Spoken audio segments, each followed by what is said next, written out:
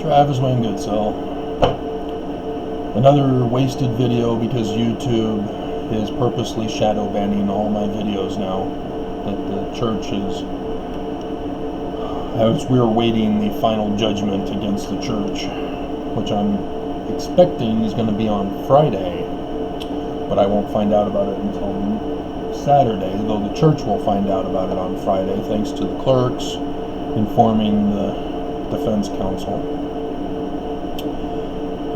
And so here's another Mormon hate comment on my old channel. I can't even watch this nonsense due to this guy giggling like an idiot. Yeah, way to be Christ-like, dude. True Mormon example. So I just thought I'd share with you more of the hate of Mormons. They don't believe in love. They don't believe in Mormonism. Just a bunch of haters. So yeah, the church is going to be gone, and Mormons are going to cry. Oh, what happened? This is our church. We're supposed to have religious freedom. Why can't we be mean to other people? Because you're being mean to other people. You can't do that. That's a crime. That's hate. Religion is about love. And if you can't love, stop it. Get out of the church, because it's not the true church. But I was looking for Anna, as she appeared yesterday, and I did the video yesterday, of which YouTube is throttling with their shadow banning. But nonetheless, I caught another person working for the clerk's office, or not the clerk's office, the defense counsel, the law firm for the church,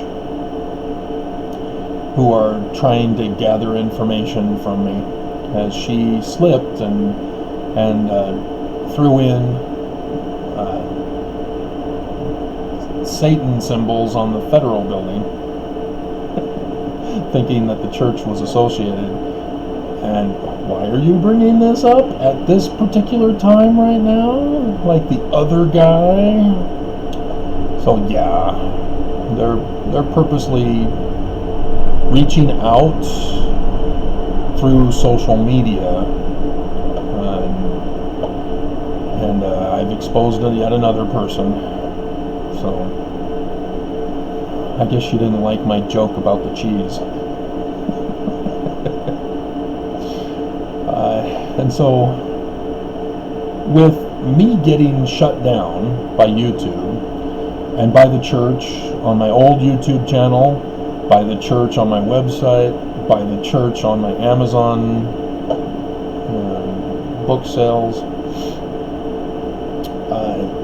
it's clear I pose the greatest threat to the church. Because the church doesn't invest as much energy into others who have left the church and taken a good number of Mormons with them. Gerald and Sandra Tanner, the Utah Lighthouse Ministry, took Mormons out of Mormonism to be a part of their Utah Lighthouse Ministries and to purchase the books about criticism of the church. You have Christopher, who wrote the sealed portion of the plates, fooled Mormons, even got prominent Mormons excommunicated by the church for following Christopher and believing that they were the actual sealed portion that he had obtained and translated. There's Denver Snuffer. He didn't actually form a church. It's just a movement away from the church, and he got thousands, potentially more. We're unsure because he doesn't have an official organization. But people have left the church to follow his teachings and writings. You have Daybell, published books about his near-death experience. Got Lori Vallow to follow him. They had an affair. They killed each other's spouses so that they could be together. They killed their kids. buried them in the backyard of his house in Rexburg, which they've now found, if you've caught the news from yesterday. And, God. And, people followed him. They purchase his books. They believe in his afterlife teachings. Brian David Mitchell, only his wife, main wife, followed him. He's been somewhat of a loser. You don't kidnap 14-year-old girls and rape them to be your polygamous wife. But Warren Jeffs,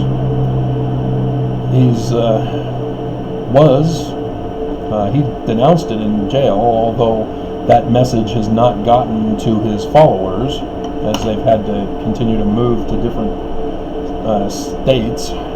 But they still are existing as polygamists. They just can't do the food stamp fraud anymore. They sort of ruined it now.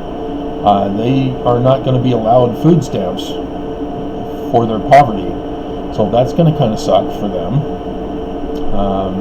But they still continue to exist as who knows how many are in that organization. Then you have the Allens, and you have I don't think it's the Allens down in Mexico, is it? But there's a group in Mexico that got assassinated in that car shooting. There's that polygamous group and other polygamous groups that are out there. They have followers, and yet the church devotes extra silent treatment to conceal and cover me up. And I've never stood up and said, "I'm now the Messiah, follow me." That's the one difference, is that the ones who do stand up and say, "I am the Messiah, follow me," people are following them. And the church is having to stand up and say, "No, they are apostates. You are now excommunicated because you're following so-and-so, and so-and-so's excommunicated." Even John DeLynn, he himself is an unnamed Messiah. He's using psychology to lead people away from the church, rather than calling himself a Messiah. Sorry, John, that's what you're doing. You have created a cult following with your Mormon Stories videos, as people share their testimony of leaving the church. And so, yes, there are those who are leading Mormons out of Mormonism, and I'm the only one that's not. I'm only exposing the church through YouTube. I'm battling the church in the courts through due process. And not once have I ever come out and said, "I am the Messiah, follow me." Now, I have said, I'm giving you warnings, leave the church, but I'm not telling you to follow me. I'm saying, come with me if you want to live, using the Terminator thing. That's a fun metaphor. But let's talk about how to identify the actual Messiah Christ of the latter days, because Christians believe it's God who's coming back a second time to earth to finally become the king on earth and reign throughout the millennium. The Jews don't believe this. They don't believe God's coming back. They already have a God. They already know he's not coming back. Instead, they understand that their Torah, their stories in the scripture, are prophecies of the person that they are waiting for, the human, the mortal that they are waiting for. So just as Cyrus said, okay, Jews, you're free to go back to Jerusalem, but you got to give me tribute because I'm still, king. But you can go build your temple. You can go live in Jerusalem again. The Jews use that as a symbolism and prophecy for the person in the future who will save the Jews. The Jesus of the Gospels did not save the Jews, so they don't look to him to save them. It's that simple. It's not complicated. Jeremiah says this King David, who will restore the kingdom of David, who will be the Christ, the Messiah, will save the Jews and save the house of Israel.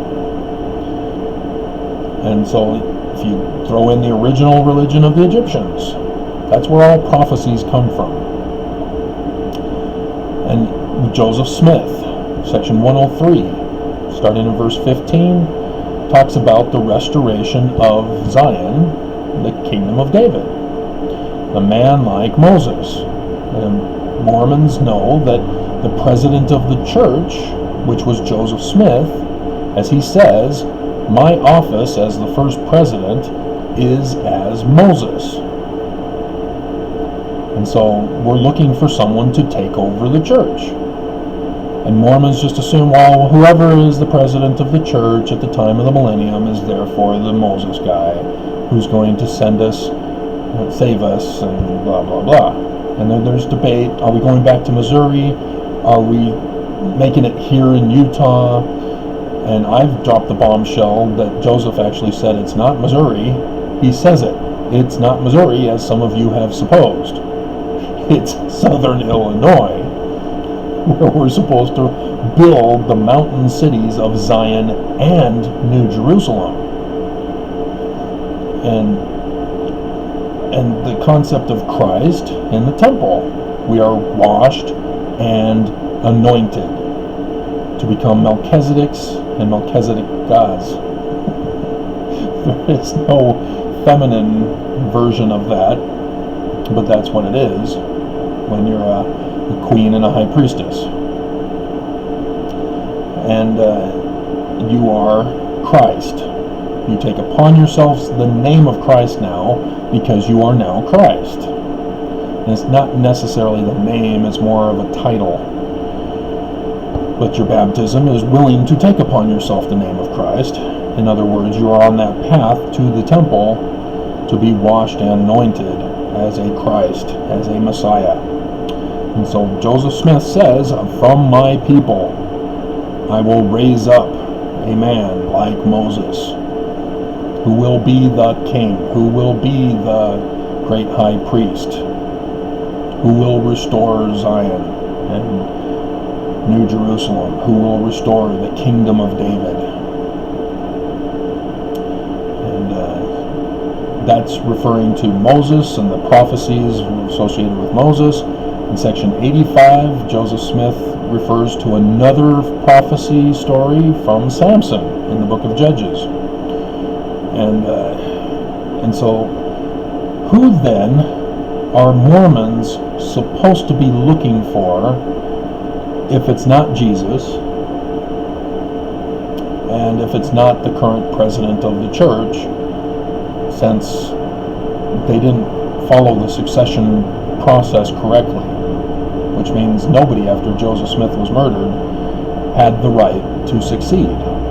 But yet Joseph Smith still prophesies of this person who will restore the church.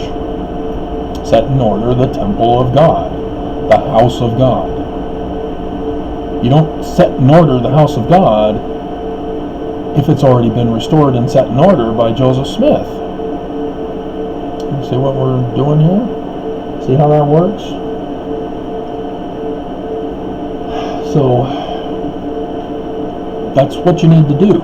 You need to search the scriptures. Don't just read, ponder, and pray and think that whatever comes to your mind is the truth. you've got to make a checklist from all scriptures that prophesy of this person. And now, obviously, Moses lived in Egypt. Matthew pulled the stunt of, well, it was prophesied that he was going to come out of Egypt. And so he creates a story of how the gospel Jesus, even though born in Jerusalem, in Israel, has to go into Egypt to flee persecution, just like Moses did with the baby killing. And therefore he then says, thus was fulfilled the prophecy, thy son shall come out of Egypt. You can't create a prophecy to fulfill it. You have to understand the correct interpretation. So by understanding where the prophecy is to be fulfilled and when the prophecy is to be fulfilled, you will know better who you're looking for. You will understand that Egypt is just a symbol and prophecy of whatever land the prophecy is to be fulfilled in. And so the ancient Egyptian one from Egypt. So then you have the Roman period with the Jews in Jerusalem, and so they then say, oh, well, we got to create it so that it's in Jerusalem area in Israel. So they pull that stunt. When it was Constantine who, I believe, even named Bethlehem as the birthplace for Jesus. He named the city. And you can't do that. It's not how it's done. So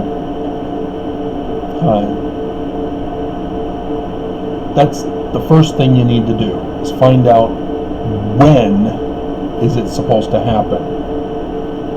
That's where you need to know the signs in the heavens. The signs in the heavens give you a precise, accurate date for when it's going to occur. Because they're signs. When you see the sign, you know it's coming. They give you a precise date with whatever calendar you're using. The stars are their own independent calendar system. So when you go to Revelation chapter 12, there you go. There's your date. Catholics don't want it to be a date because it destroys their religion. It has nothing to do with them, does it? And so instead they have to cover it up by saying, well, it's symbolic of Jesus being born of Mary and of the Spirit of Heavenly Father. No. But that is the symbol associated with it. And but the date is fixed. We as human beings cannot change the heavens. You know, we don't have the technology and the nuclear power to wipe out entire planets and change their orbit and destroy suns. Not yet, anyway. So until we can do that, the symbols of the sky, the signs in the heavens, are fixed. Man cannot change them. We cannot change their date. They occur when they occur, and that's it. So the total solar eclipse that occurred over the whole United States, it has never happened before. It will never happen again. That was a once-in-an-existence event. It is rare. Total solar eclipses are not rare. They happen on a regular basis. There's even some that are somewhat, they call it seasonal, where it's 177 years and 4 days. Every 177 years and 4 days there is a total solar eclipse. And then there's total solar eclipses in between those as well. But they're fixed. And so the one on 21st of August 2017 was fixed. And wouldn't you know it, the Egyptians knew it. Because that was their new year on their religious calendar. Their ancient religious calendar of the ancient Egyptians. And we're talking millennia BC. Not millennium BC, millennia BC. It was known before the first recorded writings we have about it.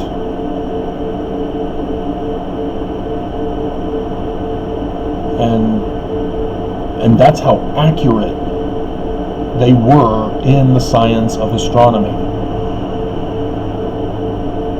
Because for them to know of that date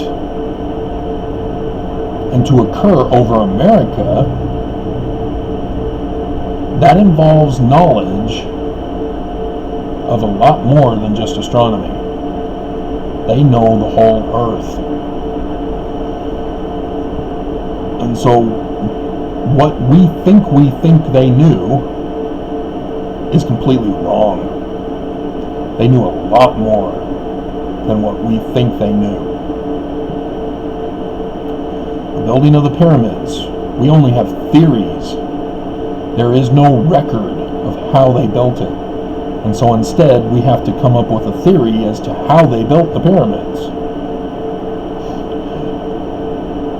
And there's one that I trust more than the others, but regardless. So the Egyptians knew of this date, and that's one of the signs of the latter days. Sun shall be darkened, moon turned to blood. There's going to be those signs associated with John's Revelation chapter 12.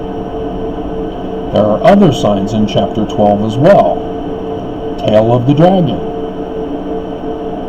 for example. And so all these signs have been occurring all together in the same time period.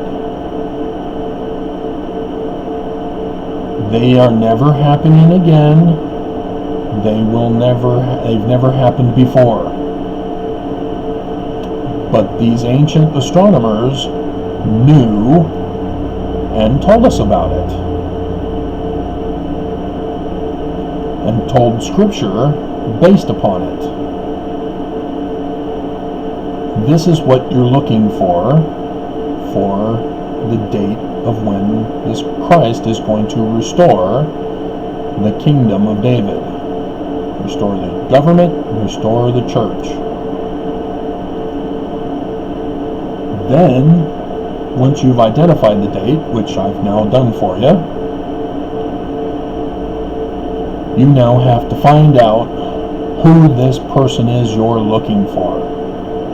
It's already been established you're looking for a man. So all women who claim to be the Messiah, nope, bye, sorry, not you. Automatic false prophet, false Messiah, false Christ.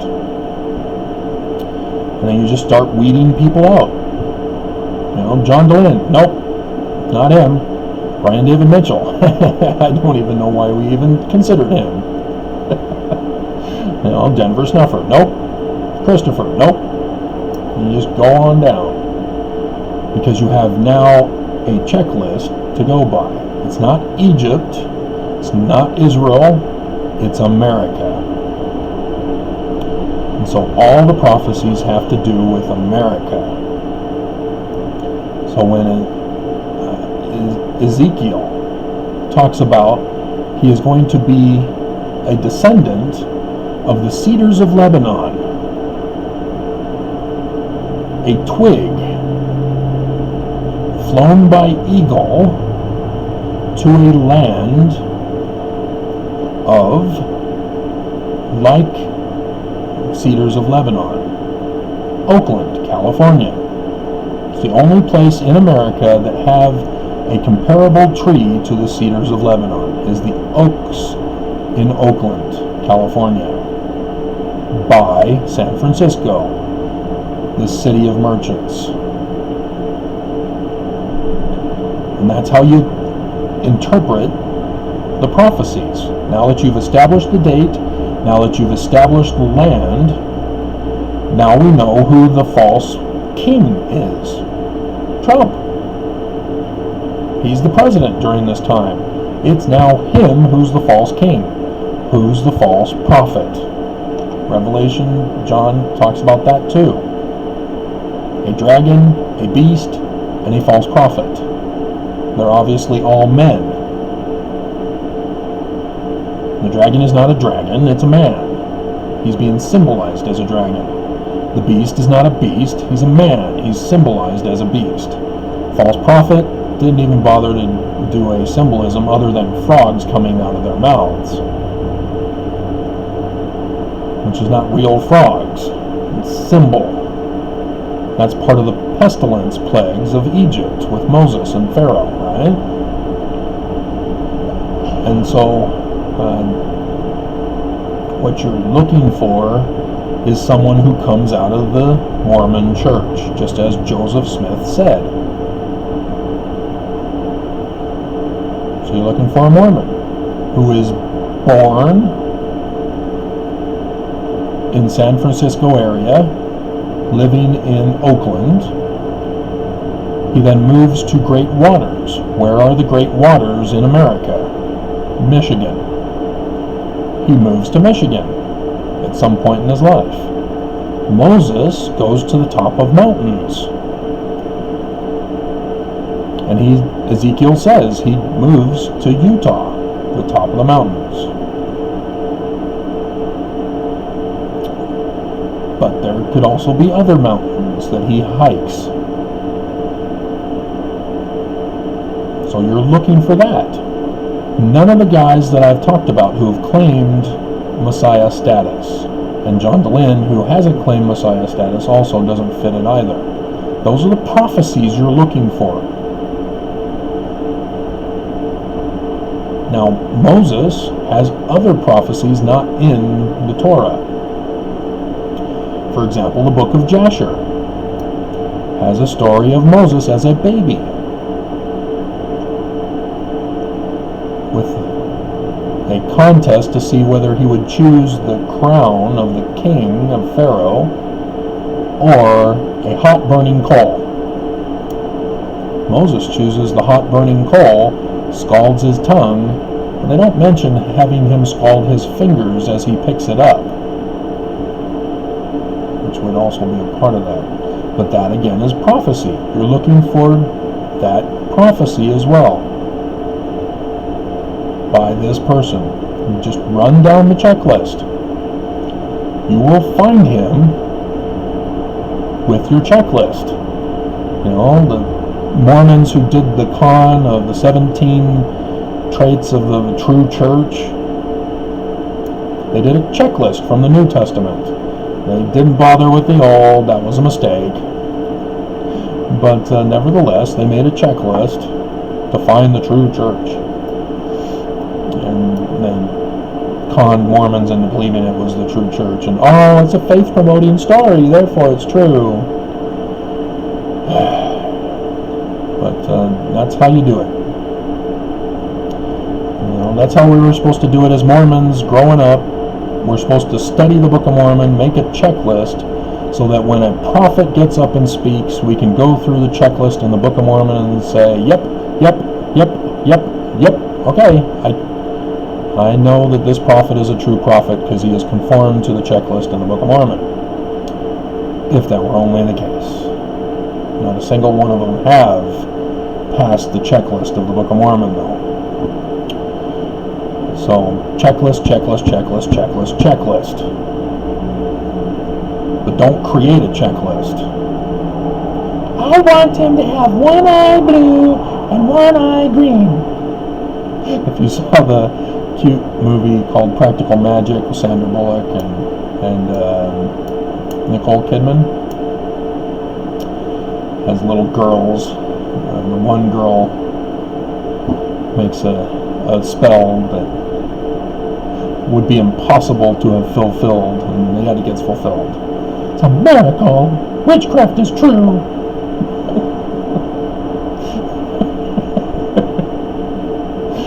So, yeah. Don't create a checklist. Follow the checklist that is already written down for you. We now know the dates. They've already been established.